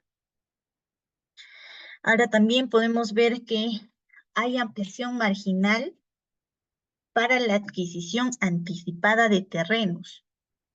Este tipo de IOR se aplica para transferencia de un territorio a una entidad, en tanto que dicho terreno se construya como un activo de la unidad productora. La adquisición de este terreno debe realizarse en el marco de la planificación del incremento de la capacidad de oferta de los bienes y servicios, o para reducir costos, tiempos de producción, tiempos de trámite, que deben invertirse por la unidad productora. Una inversión de ampliación marginal para la adquisición anticipada de terrenos se enfoca en facilitar la ejecución futura de inversión necesaria, sean proyectos de inversión, IOR de optimización, IOR de ampliación marginal de servicio, en las que el terreno sea un activo. Ejemplo, la oficina registral de Juanjuy, ubicada en el distrito de Juanjí de la provincia de Mariscal Cáceres del departamento de San Martín, tiene planificado mejorar la capacidad de producción de los servicios registrales en dicha ciudad. Actualmente, el servicio no funciona en la calidad requerida y la cobertura es limitada debido a las restricciones de los factores productivos. La unidad productora funciona en un local alquilado con un área insuficiente para atender a la población demandante. Asimismo, no cuenta con el equipamiento inmobiliario. Estos han superado su vida útil y requiere constantemente reparaciones correctivas, lo que ha incrementado los requerimientos de recursos para gasto corriente y ha generado retrasos en la prestación del servicio. Tampoco se dispone de recursos para implementar canales digitales para la atención de la población demandante de los servicios registrales. En esta situación se ha incluido en el programa multianual de inversiones del sector de justicia, una inversión de ampliación marginal para la adquisición anticipada de terreno, así como la idea del proyecto de inversión, mejoramiento de los servicios registrales de la oficina registral de Juanjuy, ubicada en el distrito de Juanjí de la provincia de Mariscal Cáceres del departamento San Martín. Ahora, esta adquisición anticipada está sustentada bajo un informe. El informe tiene, pues, 4 puntos que son los siguientes. El primero es que el futuro desarrollo del proyecto de inversión del terreno a adquirir. El segundo punto del informe incluye el área requerida del terreno, calculada en función de la demanda proyectada de servicios registrales en el distrito de Juanjuy durante el horizonte de evaluación que tendrá el proyecto. En tercero, la ubicación del terreno de acuerdo al análisis de locación realizado previamente según tipo de usuario. En cuarto, es el cumplimiento de los parámetros técnicos del terreno de acuerdo a la normativa vigente como el Reglamento Nacional de Edificaciones. Lo que vale precisar es que en el costo de este terreno se incluyen los gastos de saneamiento fiscal legal, también los gastos asociados a la misma construcción, también los gastos de instalación de la infraestructura y los equipos necesarios para proteger el terreno que se planea adquirir.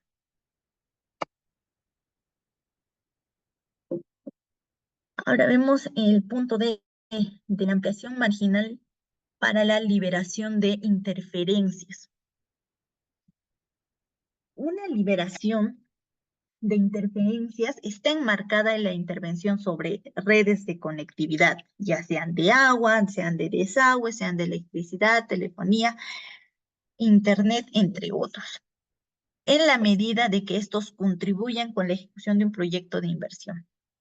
Ahora, este tipo de IORs deben darse en el proyecto de inversión de formulación y evaluación. Su correcta identificación ayuda a aportar en la reducción de tiempos, en la reducción de costos de ejecución de un proyecto de inversión. Además, se enfoca en la factibilidad, en facilitar la ejecución futura de un proyecto de inversión, donde exista certeza acerca de la localización del trato actual o potencial. El ejemplo en este tipo de IOR.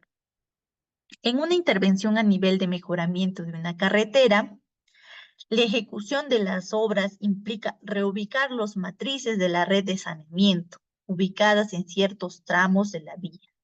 Esta reubicación es necesaria debido a que éstas representan una interferencia para el mejoramiento de la carretera. Por lo tanto, se propone intervenir por medio de una IOR de ampliación marginal para la liberación de interferencias, para así poder reubicar las redes matrices de saneamiento. El proyecto de inversión de mejoramiento se encuentra en formulación y evaluación. El punto 3, lo que es la rehabilitación. Hay inversiones de tipo IOR de rehabilitación que están al tanto de las inversiones en términos de infraestructura, como inversión de rehabilitación de equipos mayores. Inversiones de rehabilitación de infraestructura.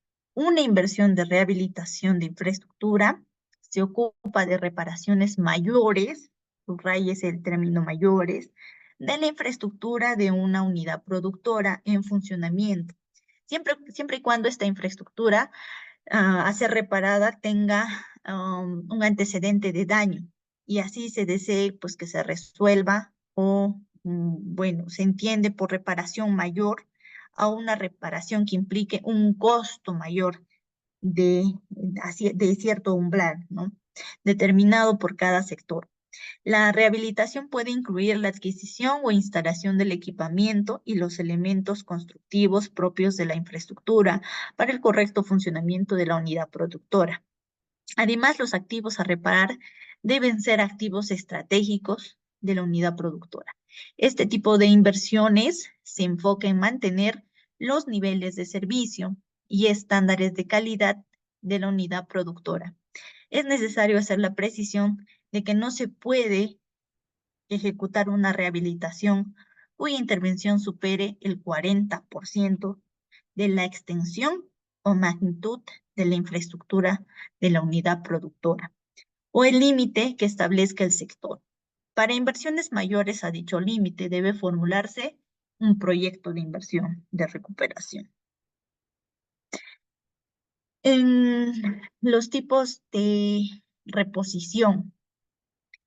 Para este tipo de IORs, de reposición, se aplica para qué? Para la adquisición, para instalación de equipos, para adquisición de mobiliario, adquisición de vehículos, que reemplacen, como dice su nombre, reposición, reemplazan a los que ya han cumplido la misma función dentro del proceso de producción de una unidad productora en funcionamiento.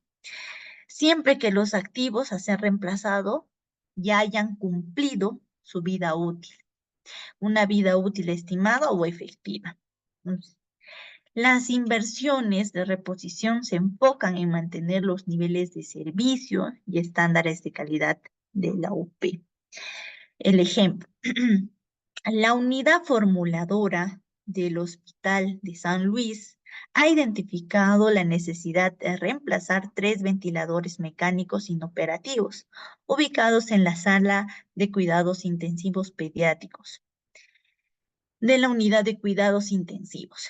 Dicha unidad formuladora ha verificado su ubicación, ha verificado el estado de esos ventiladores y ha verificado las condiciones técnicas de preinstalación mediante una visita al hospital, así como la información registrada en el SIGA sobre dichos ventiladores. Bueno, la información está actualizada. En este sentido, la unidad formuladora previa verificación de no duplicidad de la intervención, registra en una IOR de reposición, consignando el código patrimonial, la UPSS de destino y los costos. Con esto habríamos terminado lo que son los tipos de IOR, que son pues importantes de conocer para poder hacer la identificación. Más que nada con esto hacer la información complementaria de lo que ya se había visto con el magíster y también pues tocar algunos puntos que también son importantes como los lineamientos de las brechas que se han visto, ¿no? Que se han realizado.